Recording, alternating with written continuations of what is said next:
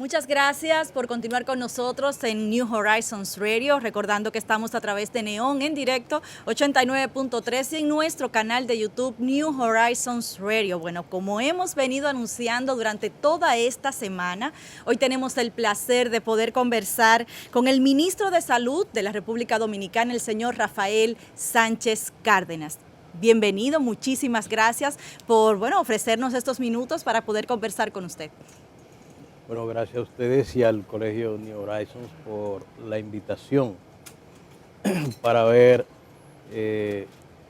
primero esta gran infraestructura escolar que tienen, la calidad que estoy mirando en términos de la dotación tecnológica, la organización, y este estudio es digno de cualquier planta de radio o televisión. De manera que muchas gracias por la invitación. Muchas gracias a usted, señor ministro.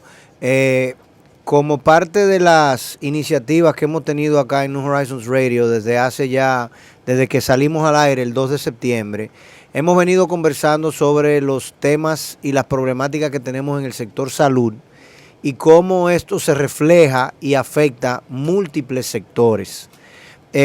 Ciertamente queremos conversar con usted con mucho detalle y ojalá el tiempo sea suficiente y que usted nos dé una pincelada sobre primero cómo está estructurado hoy en día el sector salud, porque con el advenimiento primero de la Ley General de Salud en el año 2001 y ya hoy en día con el Servicio Nacional de Salud, ya las estructuras no es lo que eran, incluso el Instituto Dominicano de Seguros Sociales se eliminó. Entonces hay todo un andamiaje que mucha gente no conoce, que mucha gente no logra interpretar.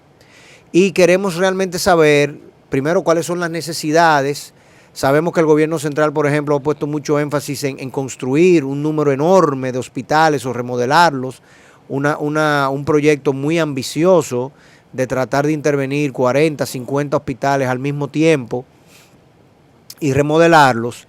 Y en primer lugar quisiéramos saber, ustedes entienden, los expertos no han dicho y se ha analizado que para el sector salud se debería de aspirar a por lo menos tener el 5% del PIB como inversión en salud en República Dominicana. Actualmente ronda el 2%. Esas carencias financieras, ¿cómo ustedes logran manejarlas? Bueno, lo primero que debo explicar, empezando por la primera pregunta que me hacía, el Sistema Nacional de Salud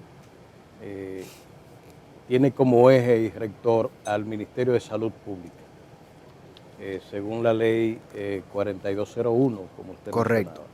mencionaba. Posteriormente a esta ley se creó el Sistema Nacional y en el mismo año de Seguridad Social, que es la ley 8701.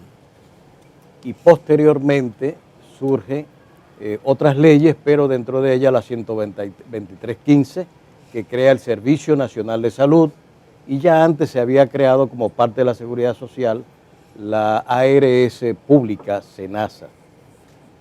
Pues bien, en el sistema intervienen también el sector agua, que es un sector fundamental y son parte del sistema la Corporación de Acueductos de Santo Domingo, INAPA, y los acueductos de provincias, de algunas provincias que ya están establecidos y controlados por INAPA o como corporaciones autónomas. Todo eso forma parte del sistema. Igualmente Promesecal, que es una corporación creada para la adquisición de medicamentos a escala. La red de boticas. Incluyendo la red de boticas, pero también el suplir y suministro a los hospitales públicos. Correcto. Con la idea de aprovechar la compra a escala y que podamos reducir costos en vez de hacer compritas individuales por hospital. Todo eso es parte del Sistema Nacional de Salud. Instituciones como Conavicida, que ustedes han visto, también es parte del sistema. De manera pues que es cada vez más complejo el Sistema Nacional de Salud. Usted mencionaba el Instituto Dominicano de la Seguridad Social, que existía, es el primer modelo de seguridad social que tuvo el país, un modelo que en su momento cumplió un papel restringido siempre y de calidad ya a la luz de la nueva ley sumamente atrasado. Acaba de emitirse ya un pronunciamiento judicial de disolución del IDSS que tiene el componente de la seguridad social que pasaría a SENASA y el componente de prestación de servicios que son los hospitales como el Gautier, famoso, correcto, o las policlínicas del IDSS pasan al Seguro Nacional de Salud, al Servicio Nacional de Salud. ¿La maternidad no era del seguro también? También eso. Correcto. Incluye la maternidad, incluye el Gautier, todos esos hospitales que pertenecían al viejo IDSS pasan al Servicio Nacional de Salud y se integran a la prestación de servicios bajo la gestión del Servicio Nacional. De manera que esa es la estructura de funcionamiento básico del Sistema Nacional de Salud. El Servicio Nacional de Salud era la antigua Dirección Nacional de Hospitales del Ministerio de Salud Pública. La Ley 123 separa la gestión de los hospitales y constituye el Servicio Nacional de Salud que se conoce actualmente. Señor ministro, a propósito de esa estructura que usted ha venido explicando y que muchas veces nosotros no conocemos, digamos que desde el ejercicio que hacemos en New Horizons, que es educar, pues siempre nos interesa pues conocer un poquito más cómo funcionan las cosas en nuestro país y en el exterior. Hace pocos días tuvimos nosotros acá en el estudio, en New Horizons Radio, pues dos expertos, un doctor y uno en el área de seguros. Y algo que nosotros nos dejó bastante inquietos fue el tema de la atención primaria. Dentro de toda esta estructura que usted pues nos ha explicado, ¿cuál es la situación actual de la atención primaria en la República Dominicana? ¿Por qué no arranca? ¿Por qué hablamos tanto de atención primaria y todavía pues seguimos con la congestión en los hospitales formales? ¿Cuál es la situación real? Mire, la ley establece la necesidad, o sea, la puerta de entrada a la demanda de salud debe hacerse por unidades de atención primaria. La atención primaria es una estrategia, que es una cosa que habitualmente no se entiende bien. Es una estrategia de prestación de servicios y de organización de los servicios, en el cual, en el primer nivel, está organizado por niveles. Primer nivel, que es donde está la atención primaria. Un segundo nivel, que es donde están las camas. Habitualmente en atención primaria no hay camas. La hotelería. No hay hotelería, sino que se organiza en el segundo, tercer y cuarto nivel. Correcto. Y es una organización en función de la complejidad, la gravedad del caso. Es decir, un hospital que está haciendo trasplantes es un hospital de tercer o cuarto nivel. Bien. Un hospital que está haciendo atención de medicina interna, de partos, atención pediátrica básica con internamiento. Emergencias básicas. Eso está en segundo y tercer nivel. Bien. Dependiendo de la complejidad de la organización del establecimiento. Ahora bien, la atención primaria tiene algunos principios fundamentales sobre los cuales se funda y están en la ley, es un mandato de la ley, pero para su implementación, la ley de salud y la ley de seguridad social tienen que haber una combinación. Un matrimonio, que son la parte del financiamiento que la debe proveer la ley de la seguridad social, la 8701, que es donde están y regulan las ARS. Correcto. Que son las instituciones que administran los fondos de la salud. De riesgo de salud. Y pagan los servicios que los prestadores realizan, es decir, los hospitales, clínicas y las unidades de atención primaria. Como no hay unidades de atención primaria, lógicamente las ARS poco pagan. Entonces, ¿qué sucede? Que los niveles 2, segundo nivel, tercer nivel, son niveles de atención caros y están basados esencialmente en curaciones y especialistas. Correcto. De alta calificación. Una persona que tiene, digamos, una tos, un malestar, como todo nos puede pasar, en vez de ir al primer nivel de atención, donde debe estar el inicio de entrada al sistema, que está basada en médicos generales, en médicos de familia, puede ser incluso un ginecólogo o un internista, un primer de atención, acude directamente al hospital, El especialista. y va esencialmente a una emergencia. Y en la emergencia le prestan la atención y tiene que hacer los pagos del lugar. Por tanto, ese servicio que se pudo resolver en el primer nivel, se atiende en una emergencia de un hospital o de una clínica de segundo nivel. Con lo cual, el costo de la atención es sumamente cara. De acuerdo. Cara para el paciente y cara para el sistema. Entonces, ¿Cuál? volvemos a la misma pregunta. Entonces, Si para las ARS sería más rentable atender a ese paciente en primer nivel, si para el Ministerio de Salud, el Servicio Nacional de Salud, sería más rentable atenderlo en primer nivel, si para el paciente sería más rentable atenderlo en primer nivel, ¿dónde es que está el nudo gordiano del sistema de salud dominicano que ha impedido que en 18 años esto se implemente? Es un problema de que el Estado no ha cubierto todos los dominicanos, como dice la ley, a través del SENASA y dado la cuota mínima. Es un problema de que las ARS privadas tienen un monopolio sobre las cuotas, sobre las tarifas y garantizan por esta vía ellos no abrirse al mercado. O sea, ¿dónde que está el problema? Porque nosotros desde New Horizons Radio y desde los centros educativos privados lo que queremos es poder empujar esa carreta y garantizar que finalmente eso cambie. el sistema de salud dominicano es mixto, público-privado. Bien. Un poco más del 50% de la prestación de servicio es privada. Privada. Lo que significa, además, que en la parte también de la ley de seguridad social, las ARS son instituciones privadas y por tanto sujetas a lucro. Y hay interés, igualmente las clínicas privadas. Y está por otro lado la parte pública. ¿Por qué no se ha implementado la seguridad social a pesar del mandato? Por el conflicto de intereses que hay. Conflicto de intereses, pocos días después de la toma de posesión nos convoqué una mesa de diálogo donde una de las metas principales que teníamos era justamente empujar el inicio de la seguridad social, de la atención primaria, que debe hacerse, no es algo que sea un dictamen, que es de la implementación, sino un proceso que tiene que empezar en un punto e ir progresivamente extendiéndose por todo el territorio nacional. Yo creo que ese conflicto de intereses ha sido una de las grandes dificultades para su implementación.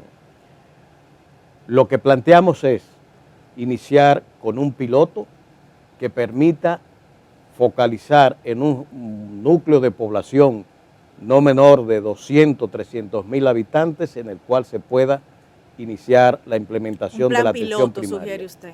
Exactamente. Que sea, digamos, el laboratorio de implementación donde la conciliación de todos esos intereses tenga que darse.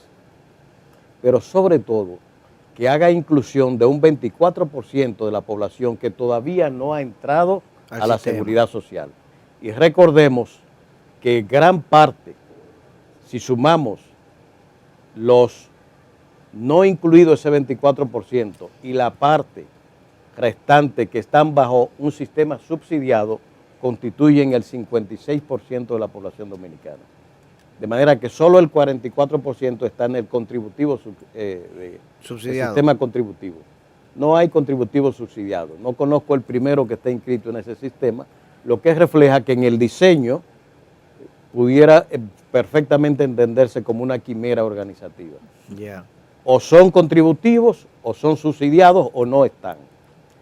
Entonces, nosotros lo que creemos es que, y es lo que estamos organizando en este momento, un modelo piloto que permita dar inicio a la implementación de la seguridad social siguiendo los principios establecidos en la comisión de alto nivel de la Organización Mundial de la Salud y la OPS que rindió el informe y que presidía la presidenta Bachelet, que implica adscripción territorial y adscripción poblacional.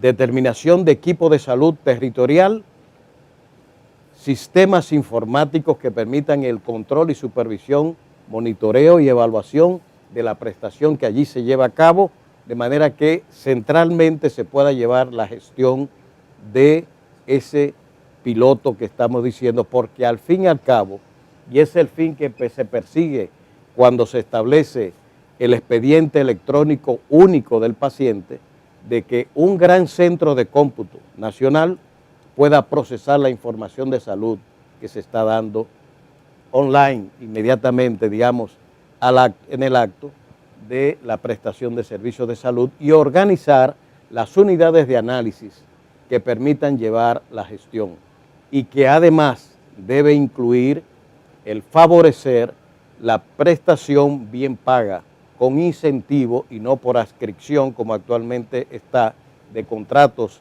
que no tengan ninguna sujeción a la calidad de la prestación que se lleva a cabo.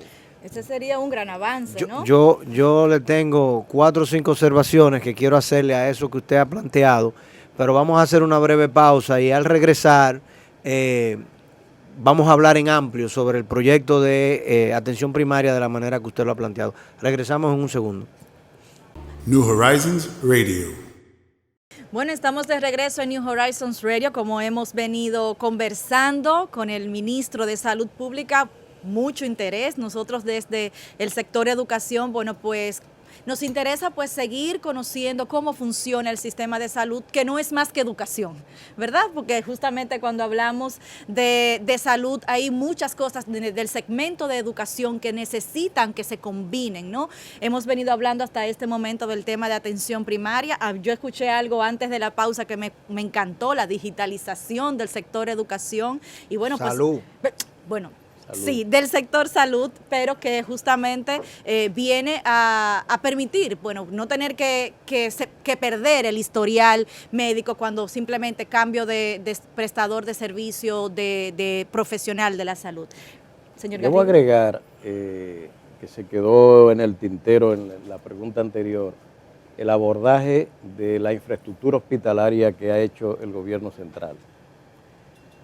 Lo que se encontró acá era un conjunto de hospitales obsoletos, en condiciones de planta física horrible, con una hotelería horrible y con un sistema de salas comunes. Es decir, bajo el viejo modelo, incluso desde que se crearon los hospitales, en los hospitales públicos usted veía una sala que tenía 10, 15, 20, 30 pacientes con camas, donde todos los enfermos compartían esa sala. La remodelación implicó precisamente la introducción de tecnología en los hospitales incluso más remotos que ustedes se puedan imaginar.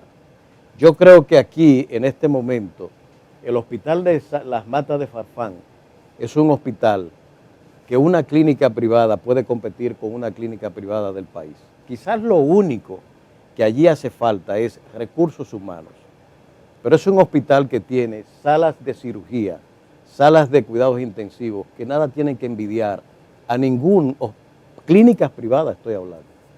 Ni siquiera, o sea, aquí la competencia en ese sentido tiene que establecerse en los hospitales nuevos que se han inaugurado, por la calidad de la tecnología que se ha introducido, el equipamiento digital que se ha incluido, que va a permitir incluso ser parte del proceso de digitalización del que hablaba. Es decir, tener un especialista en imágenes en Las Matas de Farfán es difícil. Correcto. A menos que haya migración, ¿no? No quieren irse con su familia a la frontera. Estoy hablando de Las Matas de Farfán, pero puede ser Neiva, puede ser Pedernales, Barahona. ¿Usted sabe por qué no se son quieren ir centros, ahí, verdad? Uno de ellos es los ingresos, pero también es el factor social de tus hijos. En esos pueblos a veces no existe la infraestructura y la vida social que ellos necesitan para criar a sus hijos. No, señor Son ministro, muchos es porque factores. no hay educación de calidad en esos sitios. Pero mire, Vamos a quedarnos en educación, en Pero salud primaria. digamos lo siguiente, profesor. El factor de la educación es uno, Es fundamental. un componente Es que fundamental. tienen los profesionales. El factor de los ingresos, No, es el que, factor de es la que vida aunque social. aunque usted le dé el ingreso, si no hay una buena escuela o un buen colegio, no se van a mudar allí. Vamos a ver. Esa es la realidad. Las escuelas, porque tenemos otro lado también que se está haciendo grandes inversiones en la sociedad dominicana, que también es en la educación.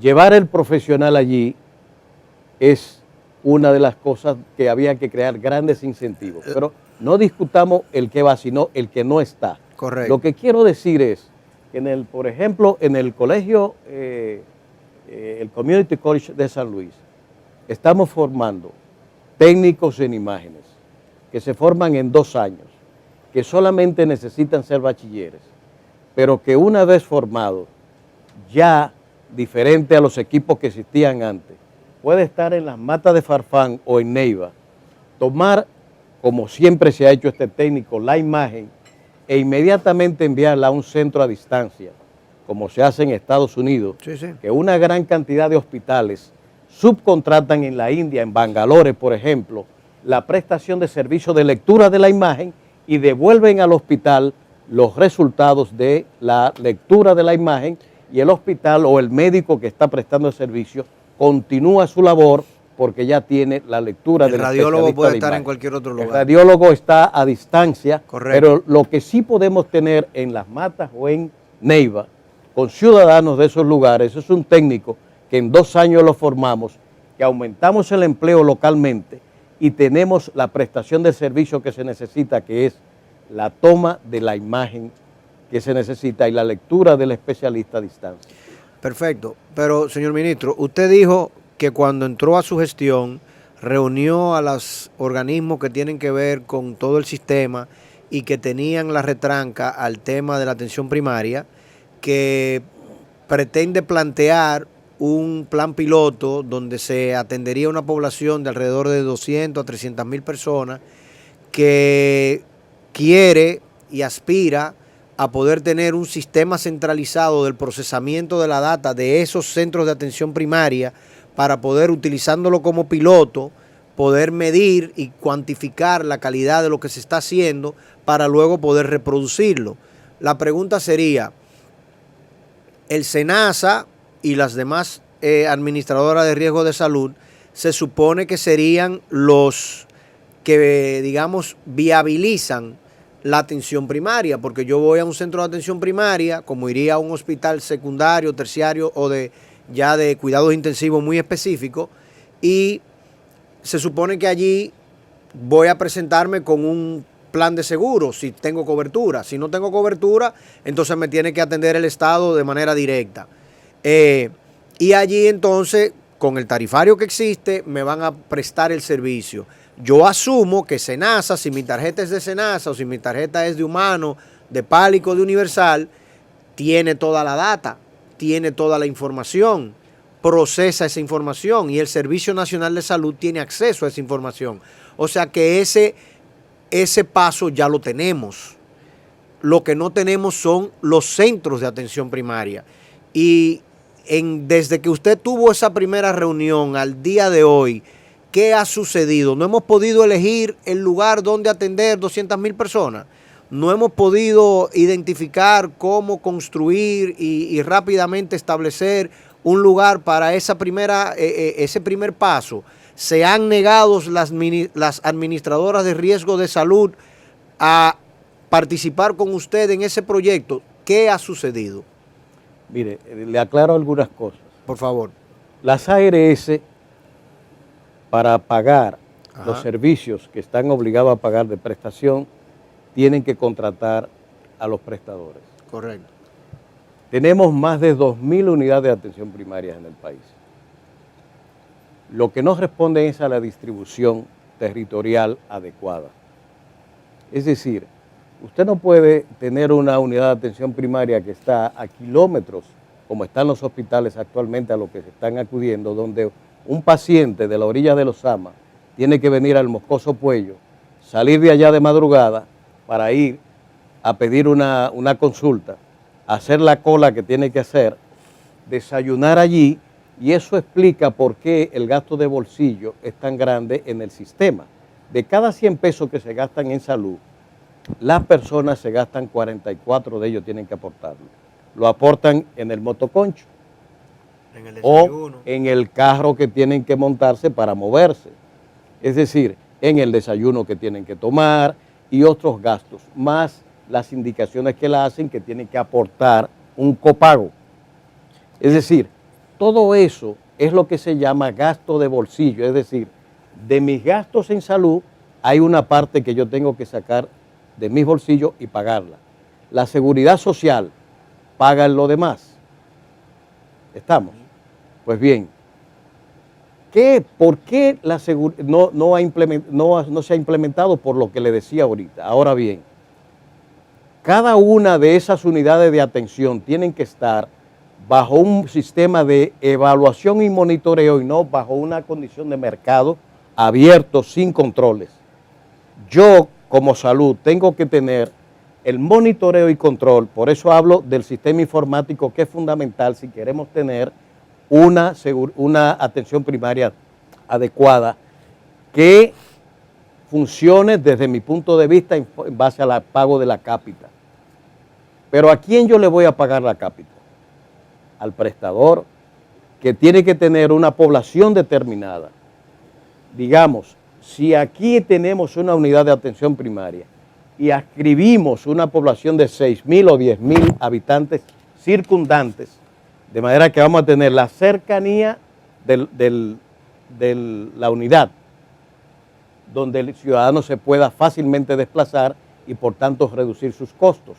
Aquí tiene que tener la plantilla de médicos, enfermeras y asistentes sociales que van a dar la atención a los pacientes.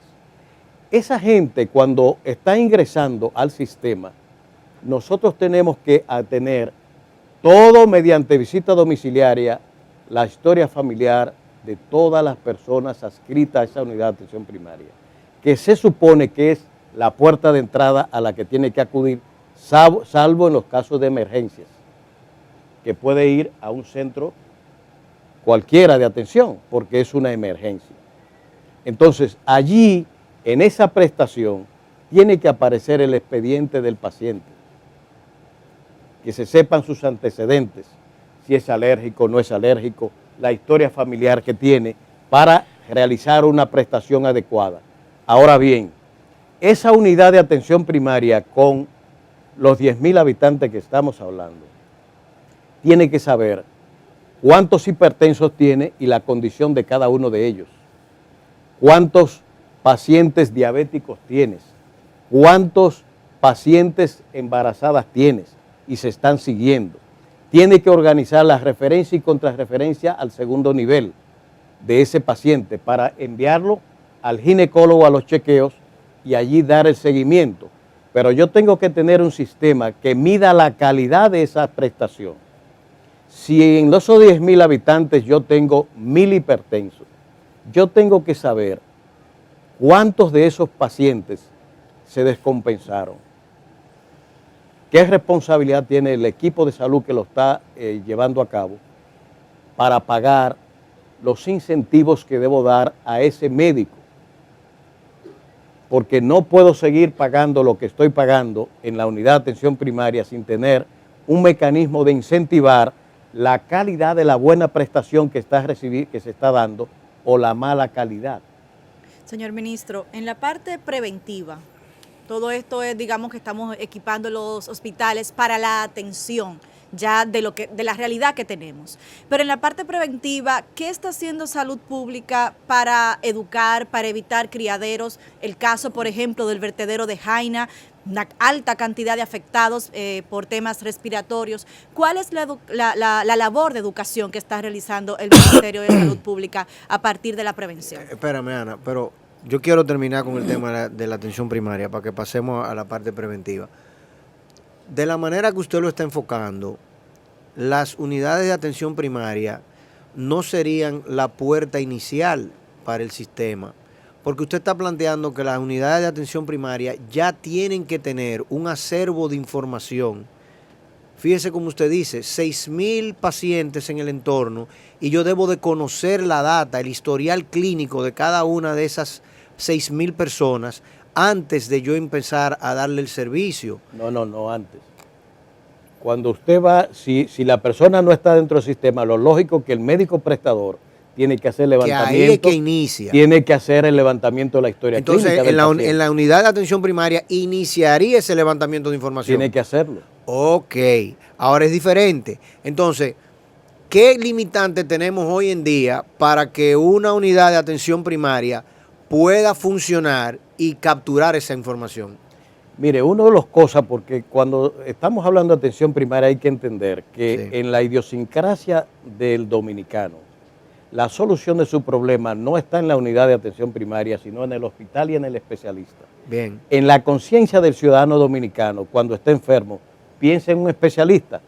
Puede tener, como ahora mismo, como usted está diciendo con el vertedero, una afección pulmonar o no pulmonar, sino una infección respiratoria superior. Bien. Por la contaminación, que se puede atender un médico general, darle atención y hacer las previsiones del lugar. Pero la gente piensa que es en el hospital y en el especialista y quiere irse hasta un neumólogo para atenderse un catarro que tiene, lo cual ni en Estados Unidos usted puede hacer eso, porque en Estados Unidos para usted ir a un neumólogo tiene que pasar por un médico de primer nivel de atención y es este el que decide si usted necesita el neumólogo o no. No lo decide usted como actualmente está pasando. Pero si en ese barrio, en esa barriada, no hay un hospital, una clínica de atención primaria, lo estamos forzando a venir, como usted dice, a salir del río y venir al Mocoso. Pero ojo, Fanti, con lo siguiente. Dígame. Sí hay unidades, más cerca incluso que el hospital, pero la gente no va.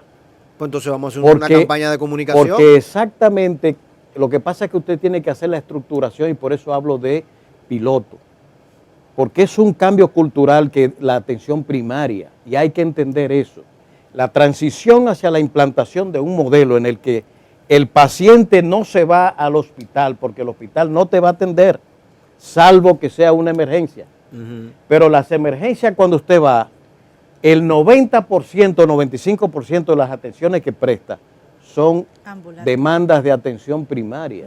Correcto. Que se atienden allí. Entonces, eso lo que hace es que carga el hospital y sus emergencias y las consultas de demandas de atención primaria que se resuelven allí a bajo costo para el paciente y para el sistema.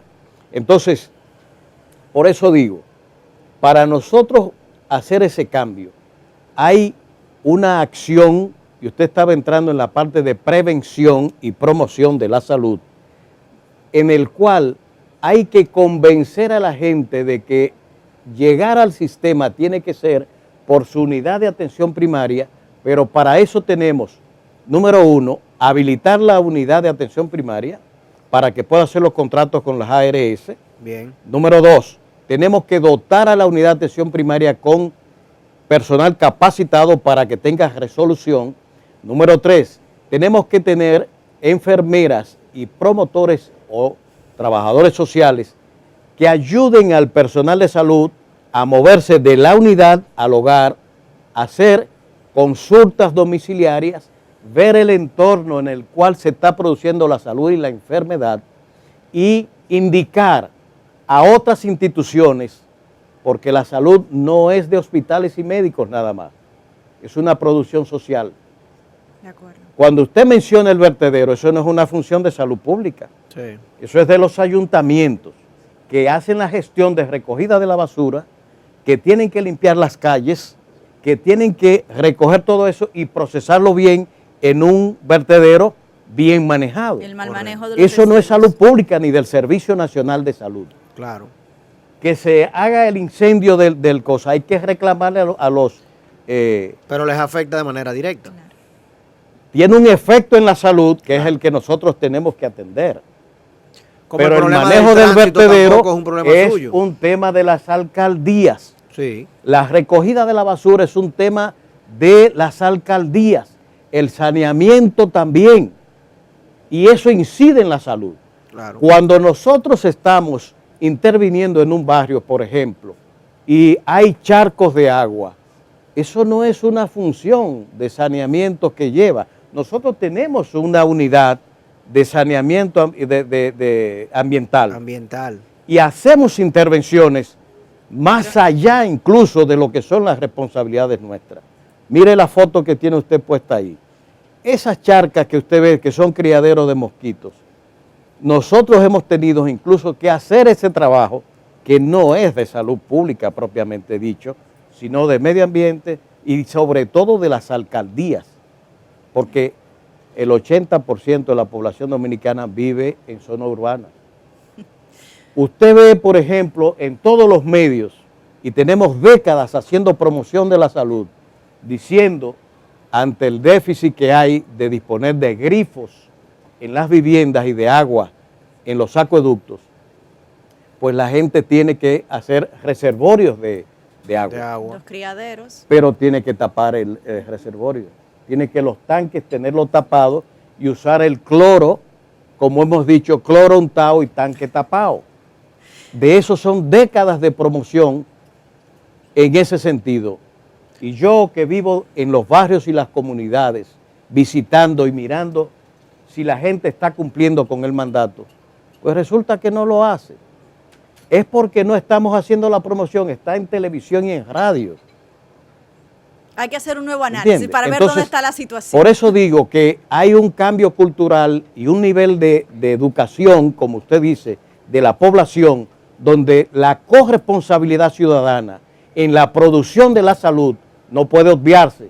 Esto no es de hospitales y especialistas nada más, es del ciudadano que tiene que limpiar su patio para que no se críen los mosquitos y tomar las previsiones y eliminar los cacharros para que las larvas no crezcan.